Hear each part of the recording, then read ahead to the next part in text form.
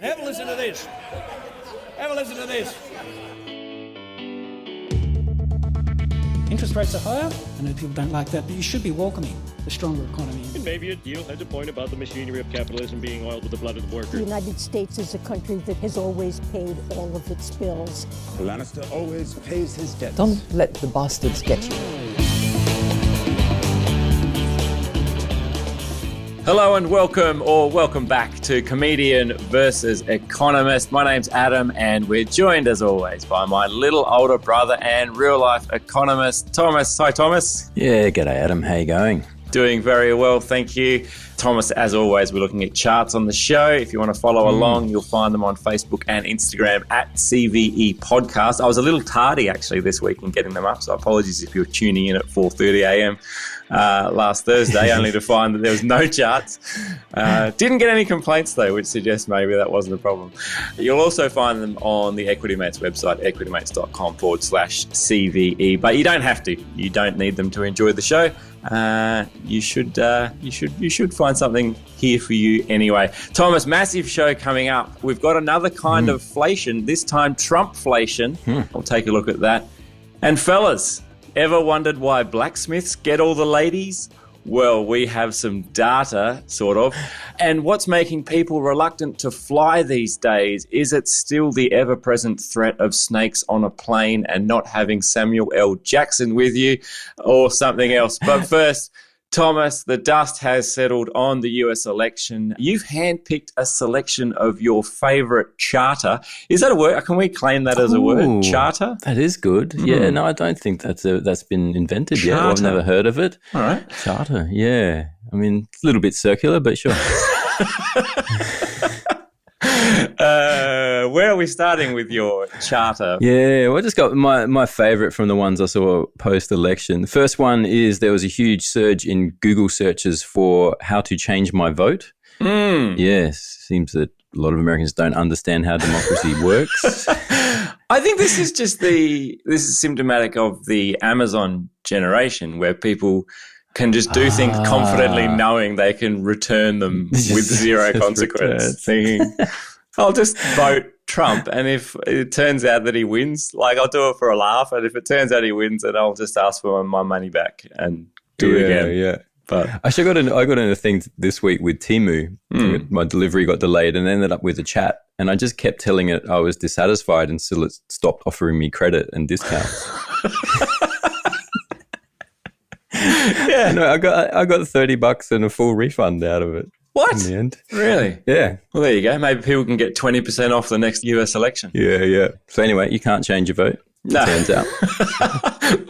Lesson to all young voters out there. Speaking of Google searches, there was a big spike on election day for "Did Joe Biden drop out?" Closely followed by "Did Joe Biden drop dead?" Drop dead, yeah. I mean, I think a fair few of those were Joe Biden himself. Yeah. Kind of blows my mind that you could have missed that Joe Biden was ousted in favor of Harris, and the whole election campaign, really, you've just missed it. Well, that was one of the things, wasn't it? They said one of the reasons that Harris lost was because she didn't really have enough time to communicate her messages effectively. The primary message, of course, being, I'm now the candidate. The other guy's not here anymore. It was too confusing, that message. People got lost. Too nuanced for the American electorate. Yeah. Enough with your jargon and your mumbo jumbo. Shit, just show me where to tick Joe. Just show me where that's at. Yeah. Finally, with Google searches, there was another huge spike to maximum popularity for moving to Canada. So,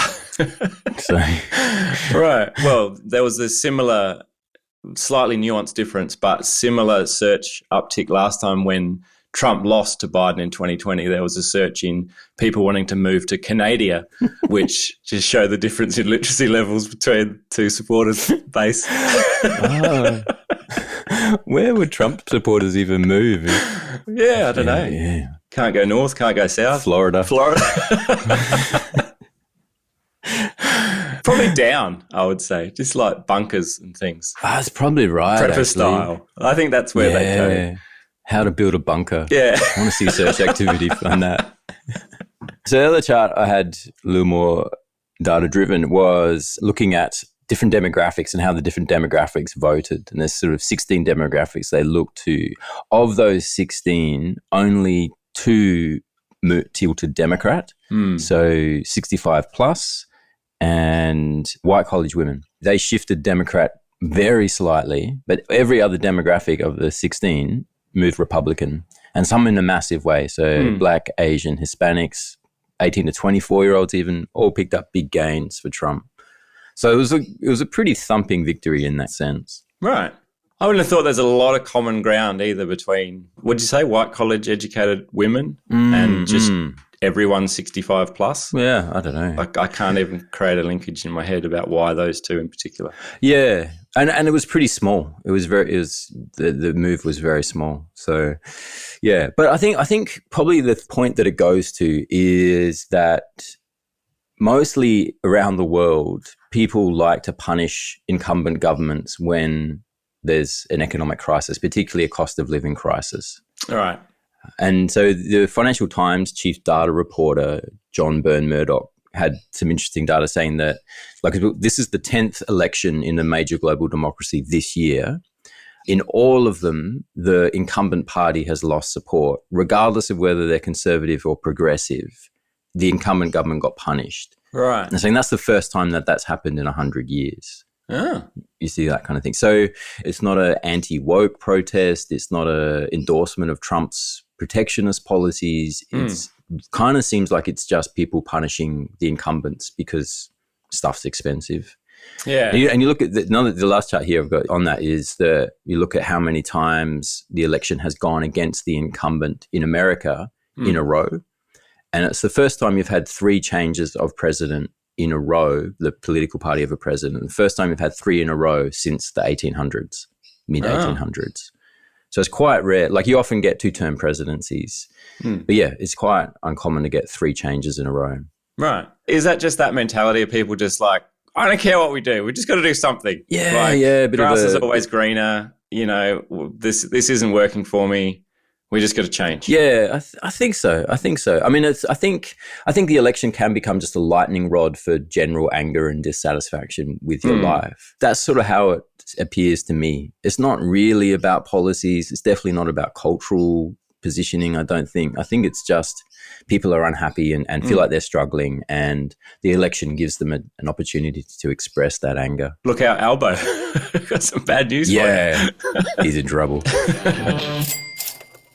All right, Thomas, so Trump is definitely coming into power. Heard a lot of talk lately that this is going to cause inflation. Trump is going to be inflationary. Is that fair? Is that what's happening? It's definitely the general vibe. It's definitely the general take on things. The fund manager survey, Bank of America's fund manager survey, we talked about a couple of times, they're net expecting higher global CPI going forward has jumped. Right. Big jump for that series. So, definitely in markets, the general consensus is that Trump is going to be inflationary. And that's sort of coming through 2 primary channels. One is the mass deportations, quote.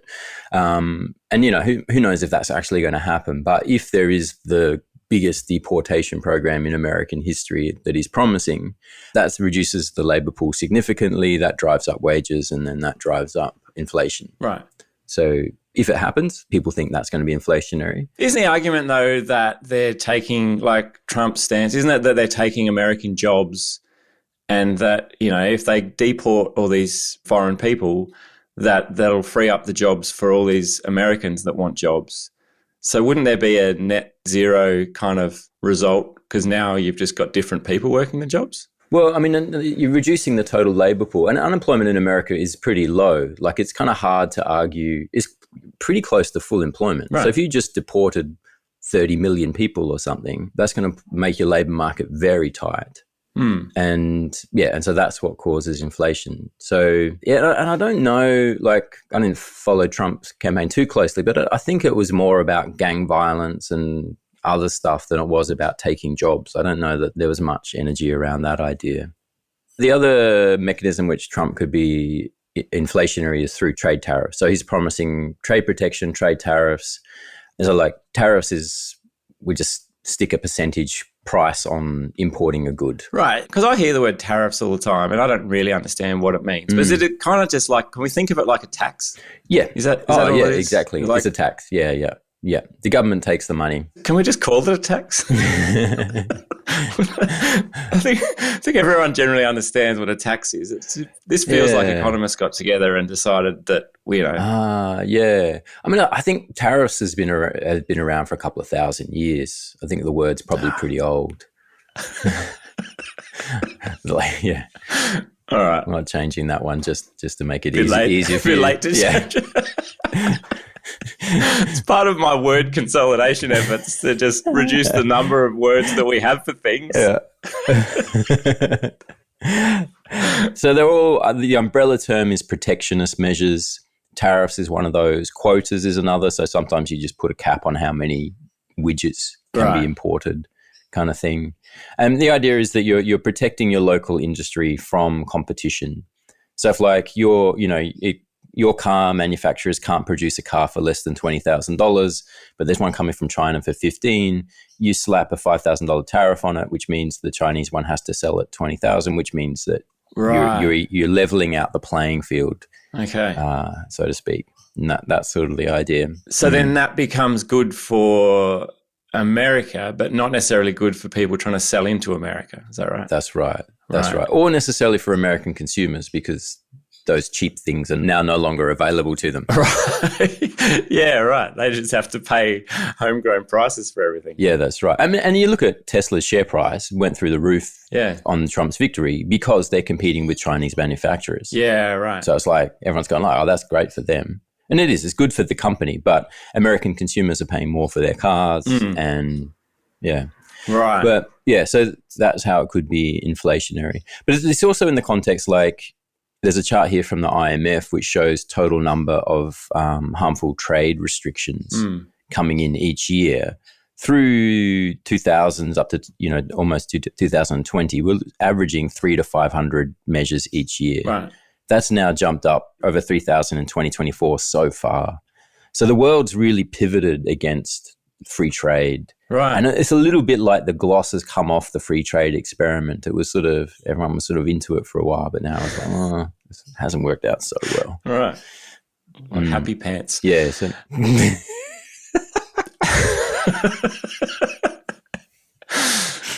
this is the trade wars, like, because that's the other thing I've heard a lot about is trade wars. So this is trade wars, is that people slapping tariffs on things is kind of, and like, we're not selling to you for this much, and if we're going to buy from you, we're going to put a tariff on it and make it more expensive, and these are the trade wars, right? Yeah, that's right.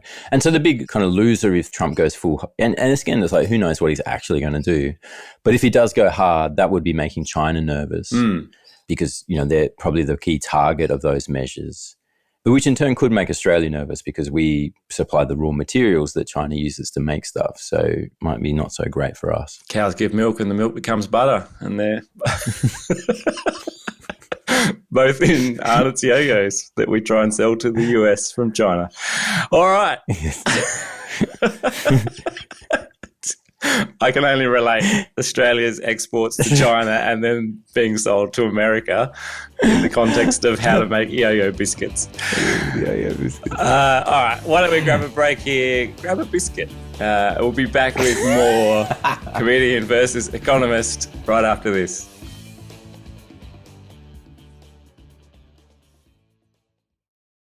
Welcome back here on Comedian versus Economist. We'd love it if you left a review for us wherever you're listening to this podcast. It does actually make a big difference, so we really appreciate that. Thomas, it's time though now for our weekly segment of questionably sourced data. Today,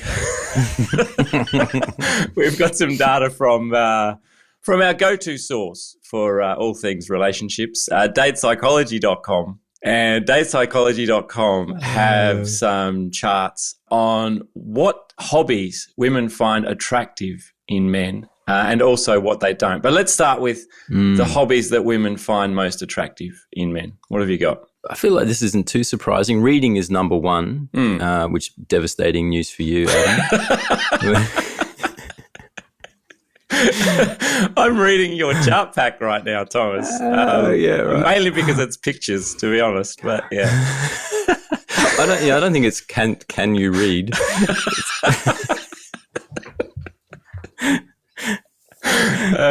Right, reading tops the list. Reading tops the list. Yeah, over 90%. Rate that as an attractive hobby. Yep. Foreign languages number 2, not far behind. Playing an instrument number 3.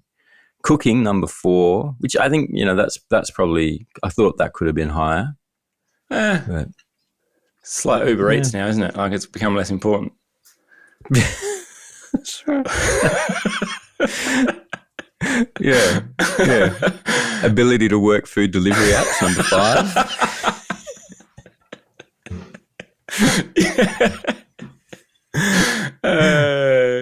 There's some very handy services in here. So then after cooking, there's woodworking. Painting got in there, which is interesting. Because I did wonder if that was like artistic painting or more sort of utilitarian sort of painting. Like painting houses. Nothing like a guy that can roll on a bit of ceiling white. Just really, really attractive.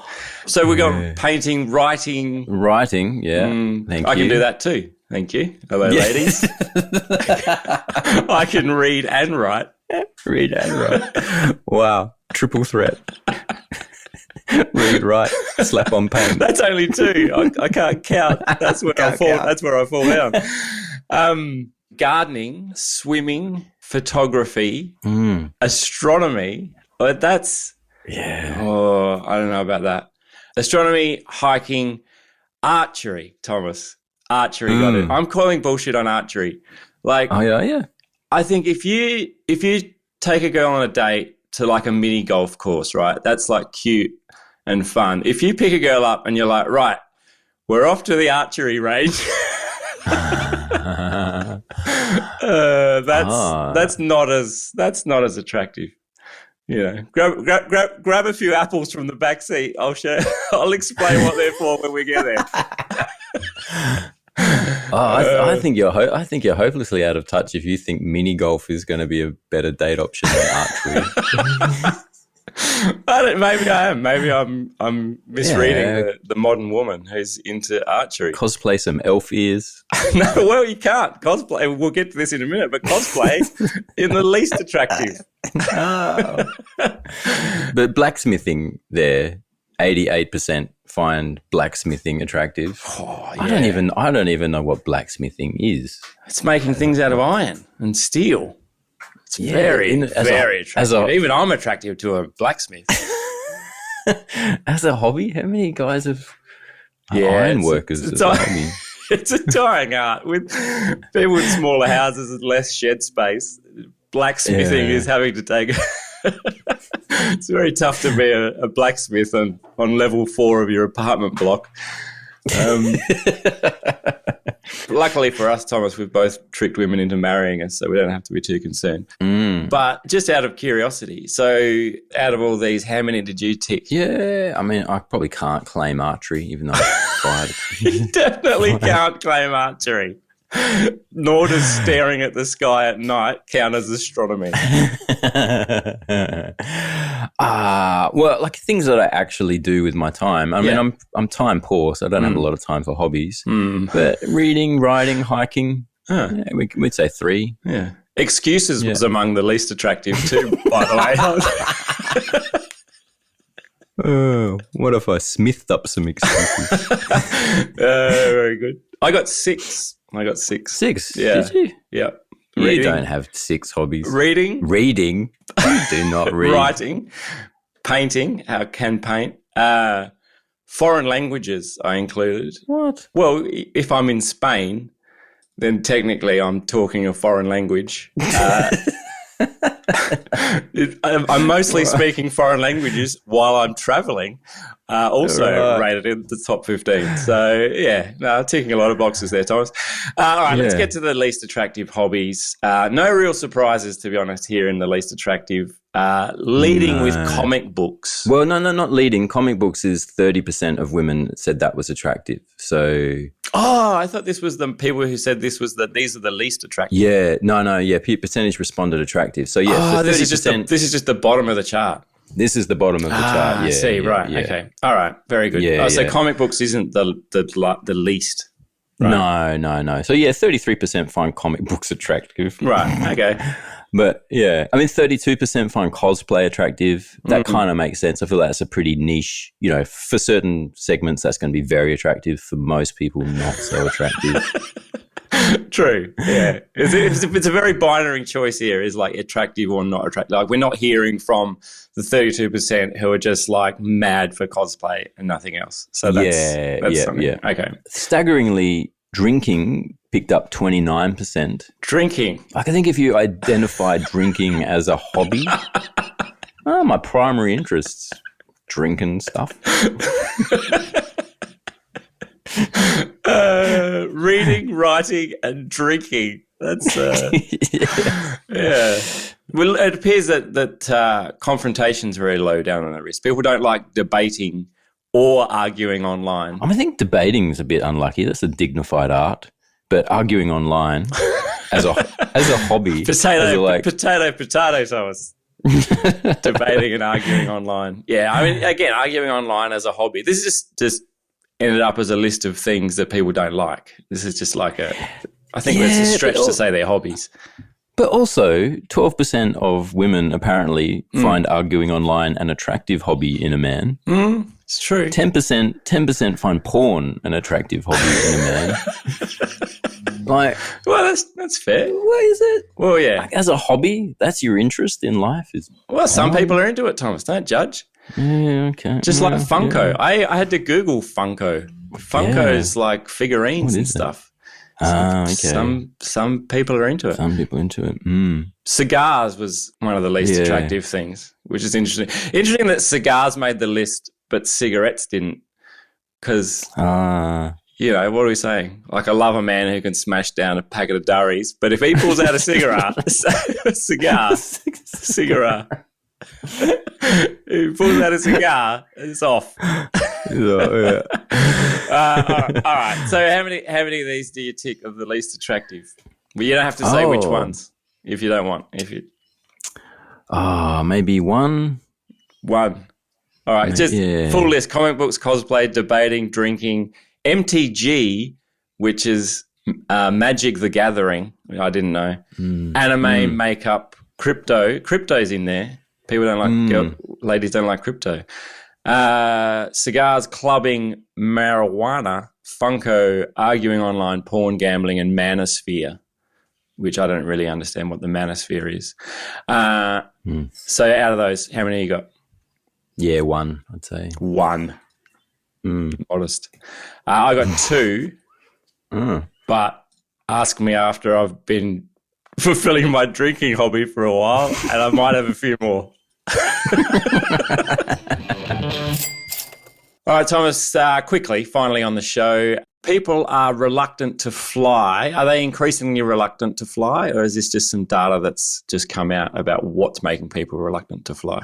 I think it's a one-off study. I don't know that it's not a time series. Okay. So it comes from Civic Science. They do a lot of market data, market research kind of things, and they just noticed that people are a bit reluctant to fly. Airplane travel in America hasn't rebounded fully from sort of COVID. So there's still a bit of a weight around the airline industry, it seems. So they did a survey. Why are you reluctant to travel right now?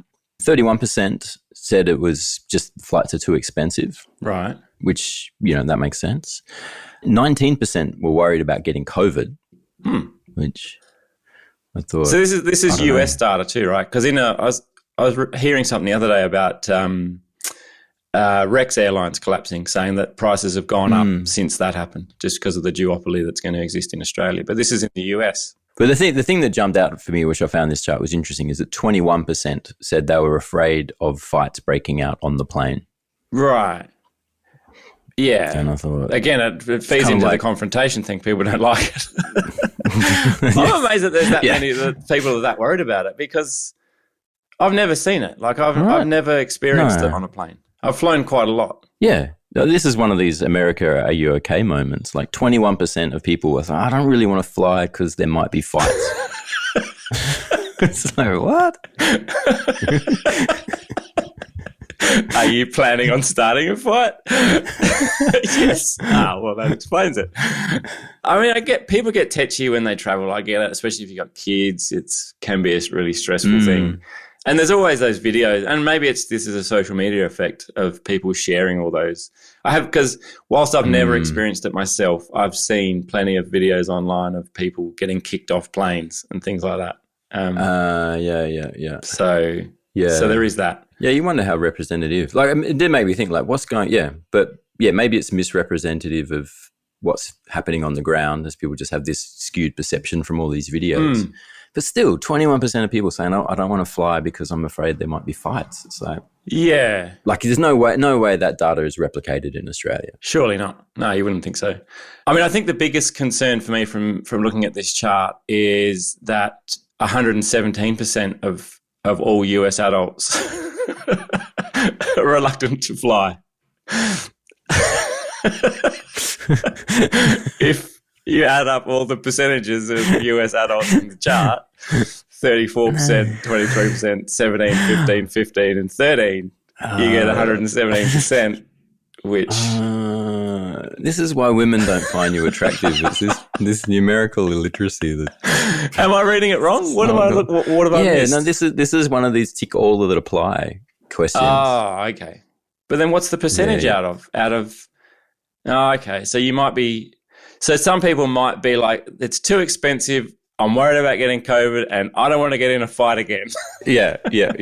So they've ticked 3 boxes. Yeah, that's right. Right. I can't believe fear of flying's not there. I mean, there's an other section, we should be clear. There's other.